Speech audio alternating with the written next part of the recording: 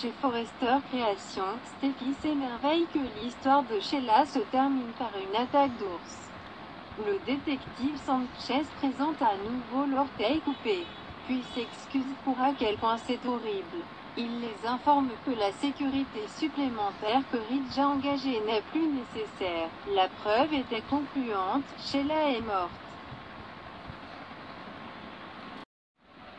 Aïe Giardino, Hope dit à Liam qu'elle a amené là-bas pour discuter du problème de Douglas où le garçon ne pouvait pas les entendre. Il spécule sur ce qui l'a provoqué et si Thomas y pense depuis un moment maintenant. Liam pense que le garçon est en plein essor et ne sait pas pourquoi quelqu'un voudrait jouer avec ça. Hope pleure en pensant que Douglas déménager ne fait pas partie de leur vie quotidienne. Cela contrarierait tellement Bess, cela les contrarierait tous.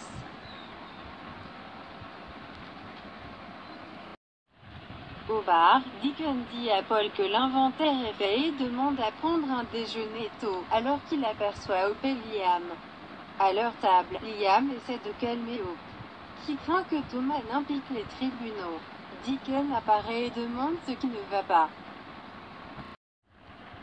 Chez Forrester Créations, Sanchez dit au groupe réuni dans le bureau qu'en ce qui concerne le département, c'est une affaire classée, Sheila ne dérangera plus jamais personne.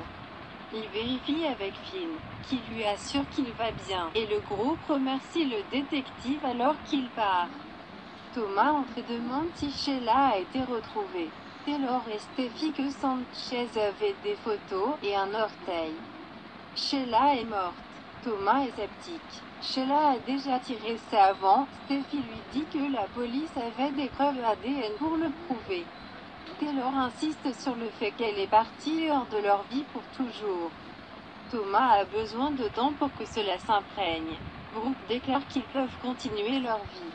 Eric se sent responsable de l'avoir amené dans leur vie et dans leur famille.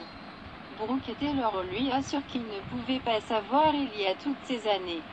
Elle est enfin partie, réitère Brooke.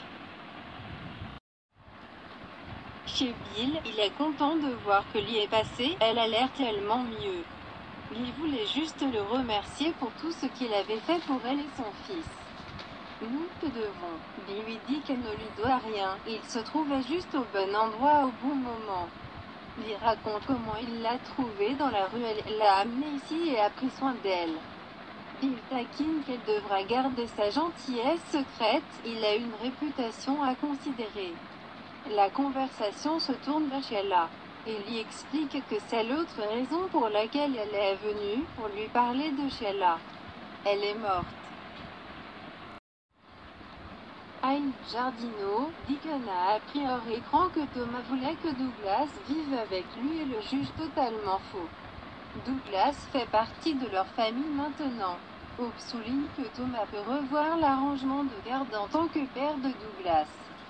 Deacon fulmine que Liam doit mettre un terme à cela. Le petit gars est le plus heureux avec eux.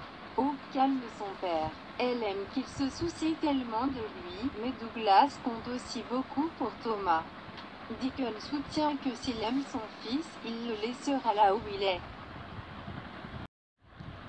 Deacon propose de parler à Thomas et Liam laisse échapper. Oh, non, non, non, non. Hope assure à son père qu'ils s'en occuperont eux-mêmes de plus. Ils ne savent pas si Thomas fera même quelque chose.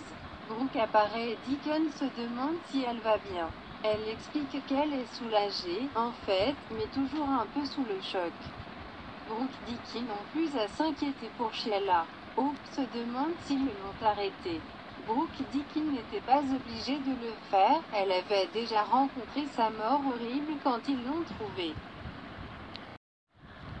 Chez Forrester, Ridge a la photo de l'orteil de Sheila sur son téléphone pour lui rappeler qu'elle ne peut plus leur faire de mal, ce qui fait grincer des dents Taylor et Steffi. Thomas aime l'idée. Steffi explique que Finn est allé à l'hôpital pour se faire examiner et il spécule sur ce qu'il ressent à propos de la mort de sa mère biologique.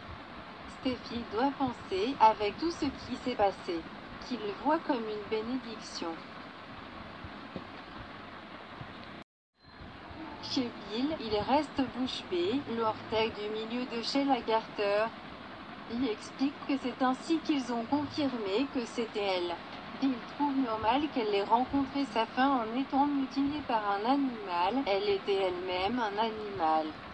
Lee voulait lui dire, mais aussi le remercier pour sa gentillesse. Elle a entendu dire qu'il pouvait être impitoyable, mais ce qu'il a fait pour elle en dit long sur le genre d'homme qu'il est vraiment. Hein Jardino, Hop, Liam et Deacon ont entendu l'histoire de la mutilation de l'ours et de l'orteil du milieu. Deacon réfléchit à cela alors que Brooke déclare que Sheila Carter est morte et que son règne de terreur est enfin terminé. Deacon, affecté par la nouvelle, déglutit difficilement et semble avoir les yeux rouges. Chez Forrester, Steffi, Taylor, Thomas et Ridge récapitulent comment Sheila a failli détruire la vie de Steffi et Finn. C'est un nouveau départ pour tous. Steffi ajoute « Pour toi aussi, papa. Maman m'a raconté ce qui s'est passé à Monaco. » Thomas demande ce qui s'est passé. Steffi répond « Maman et papa se sont embrassés. » Taylor se sent mal à l'aise mais Steffi se lance dans un discours sur la façon dont elle a appris que la vie est courte. Elle dit à Ridge que lui et Taylor s'aiment. Il ne devrait pas perdre le temps qu'il devrait retourner chez maman. Nous savons tous à quel point vous l'aimez. Revenez chez les Forrester.